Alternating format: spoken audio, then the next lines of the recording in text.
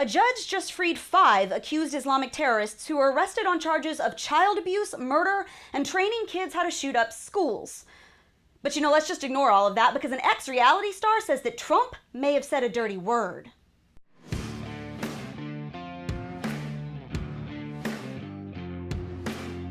Hey guys, I'm Brittany Hughes. Welcome back to Reality Check on MRC TV. So now let's just recap this week's big story. Former Apprentice contestant and otherwise random person Omarosa has run all over the country yammering on about a so far non-existent audio tape of the president saying a racial slur.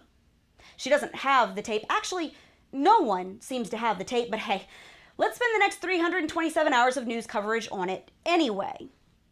Also, in other news, a judge just let 5 alleged terrorists go on bail. You know, the radical Muslims who were running the Islamic compound in New Mexico, where they were training kids on how to shoot up schools? Yeah, those. The whole operation was being led by this guy, Siraj Wahhaj, whose dad was an alleged co-conspirator in the 1993 World Trade Center bombing. Authorities found 11 children living in squalor with no food or water. The remains of Wahhaj's 3-year-old disabled son were dug up after prosecutors say he died when his father put him through an exorcism. That was after abducting him, by the way. A Haitian woman who was there was charged with child abuse and then taken into custody by immigration officials because she had been living in the U.S. illegally for over 20 years. And even after all of this, some brain-dead judge decided it wasn't worth keeping these terrorist cult leaders in jail until their trial, so instead, she released each of them on $20,000 bail this week because she says they aren't a threat. So nutshell, an accused terrorist and child murderer was running a jihadi training camp for kids, planned to shoot up schools and banks, murdered his own disabled son, and harbored illegal aliens, and a judge let him go.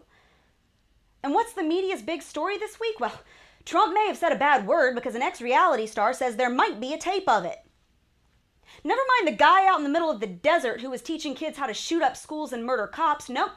The anti-gun media, who are usually so concerned with school safety, can't be bothered to report on a radical Muslim abusing kids and planning terror attacks. And sometimes it's almost impossible to believe that this is real life, that in 2018 America, less than 2 decades after we lost nearly 3,000 people in the deadliest terror attack on our country since 1942, a guy can get caught running a terrorist training camp for kids 2 hours north of Santa Fe, and the media cares more about a disgruntled White House staffer chasing her 15 minutes. Then again, I guess the porn star angle didn't work, so CNN had to find some other front page tabloid to fill up their primetime hour. You know, guys, maybe if you spent more time reporting the actual news, you wouldn't fall lower in ratings than a History Channel show about aliens. And that's your Reality Check, America. Make sure you subscribe to our YouTube page, like us on Facebook and Twitter, and stay sane out there.